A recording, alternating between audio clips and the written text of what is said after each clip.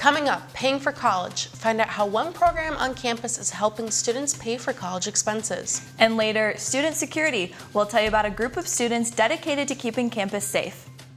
Coming up in sports, we have more on what happened on special teams in Iowa's loss against Wisconsin. We finally have some fall temperatures coming your way in weather. All that and more is coming up. Don't go anywhere, DITV starts right now.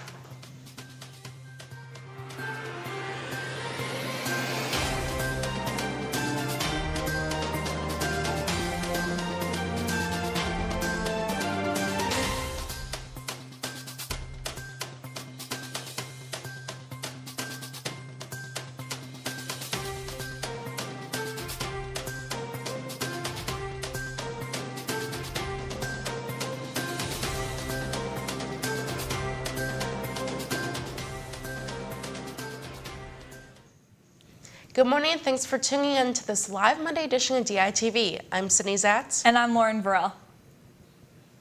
With going to college comes with a huge expense list, from rent to books to supplies and more. Sometimes those costs can get out of hand, but one program on campus is trying to combat that. Last year, UISG allowed $30,000 to be used towards the Hawkeye Completion Program. The program helps students with $100 or more of overdue expenses on their university bill. The program is geared towards juniors and seniors with outstanding charges ranging from $100 to even $1,000. Program leaders said that out of the 70 applicants, 61 received help. In order to be eligible for the program, applicants must meet certain criteria. The program does not cover charges from parking, extra food, fraternity, and sorority expenses.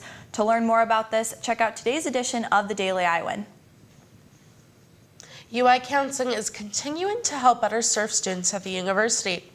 Last year, UI Counseling opened an Eastside location after counseling staff saw a need to be more accessible to Eastside students. Located in the old Capitol Mall, the Eastside location has the same resources as the main office on the west side. Last year, UI Counseling saw over 2,500 unique individuals across its locations. The Eastside saw about a quarter of those. UI Counseling staff say that individuals wanting to be seen on the Eastside may have to wait a little bit longer, but staff are continuing to expand its services over the past year. UI Counseling staff has hired 7 new staff members. They also have stationed 2 staff members at Catlett Residence Hall dedicated to helping students living on campus. For more on the story, check out Audit Tombay's story in today's edition of the Daily Iowan. The Iowa Harm Reduction Coalition is a collection of community members, students, and those impacted by drug use working to improve health equity in Iowa communities through mobile outreach, education, research, and advocacy.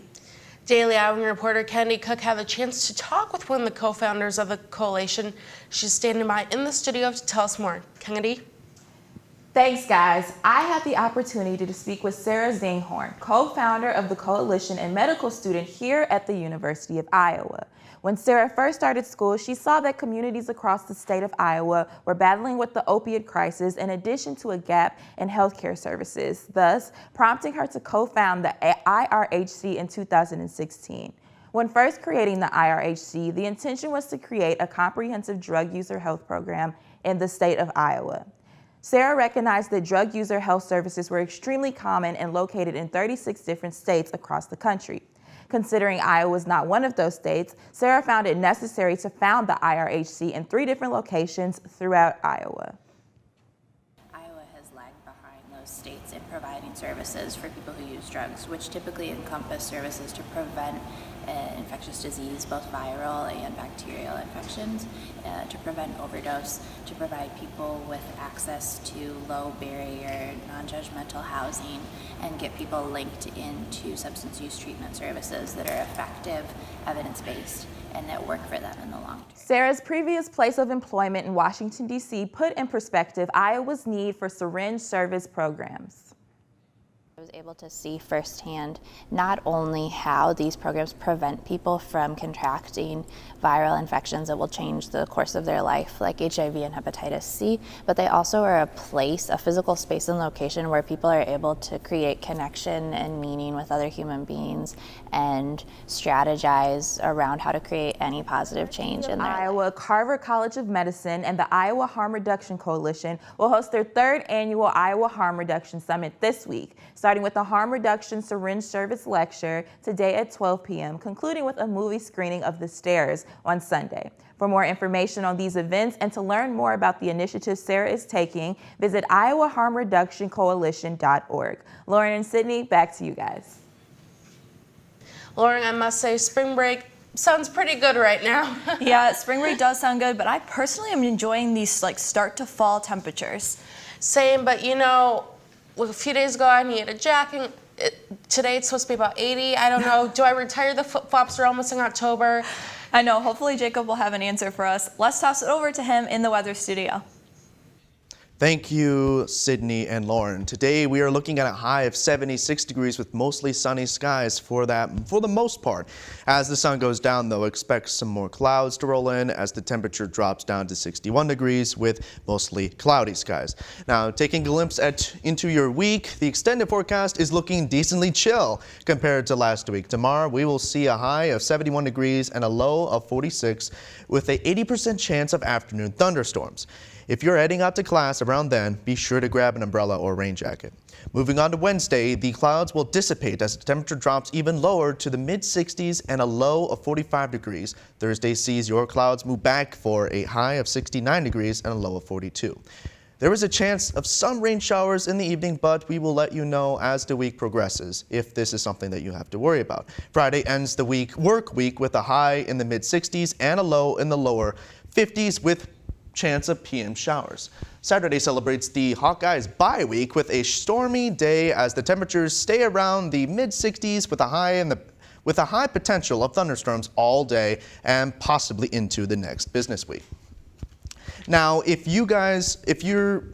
you updated throughout the week with the rain, but for now, maybe a good idea and in your best interest if you have an umbrella like this one on your person, even if it's a small one, especially at the end of the week. That's all I have for you in the weather studio. Back to you at the desk.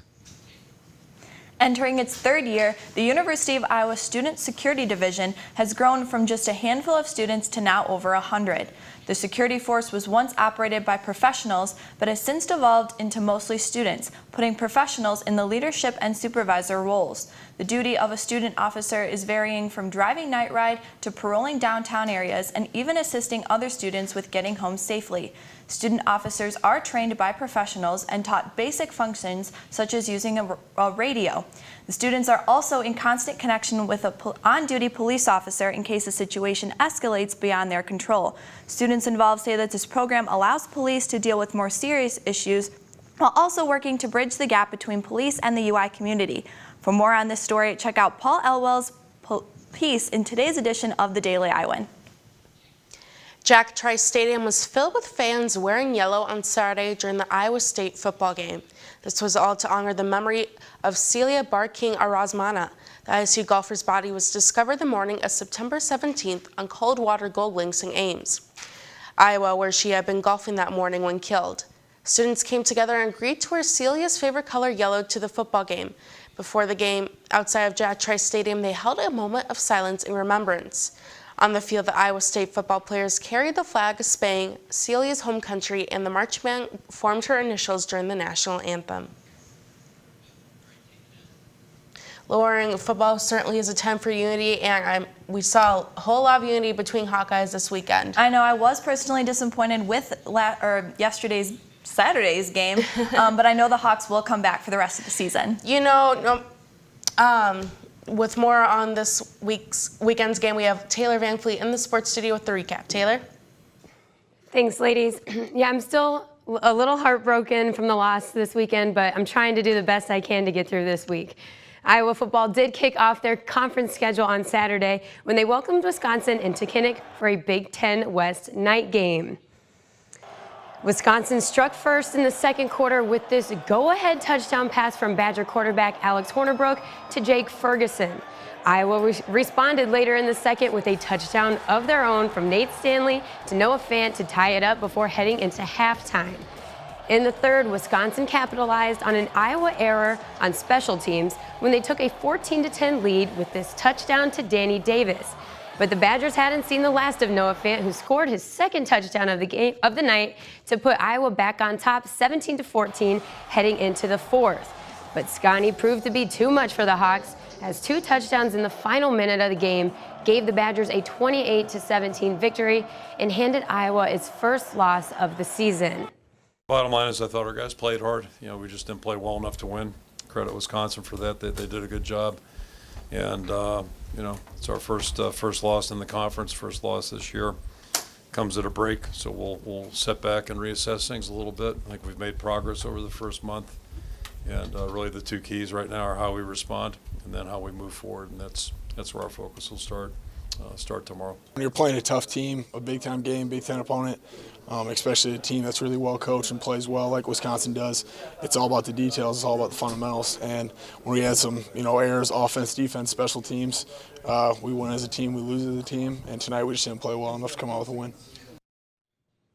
But in a game this close, with such big implications on the line, Iowa fans won't soon forget the costly mistakes we saw on special teams. With more is DITV Sports Director Bo Bowman. There are 3 legs that support every football team: offense, defense, and special teams. It takes all 3 to win a game. This Saturday, Iowa played on 2 legs, and Wisconsin knocked them off balance. I think as everybody saw, we made some critical errors. And if you're going to win in Big Ten play, you've got to play cleaner football than what we did tonight. Iowa's punt return team gave up 2 turnovers off of 2 fumbles. When you play Wisconsin, possessions are a real premium. So we squandered a couple opportunities on that front.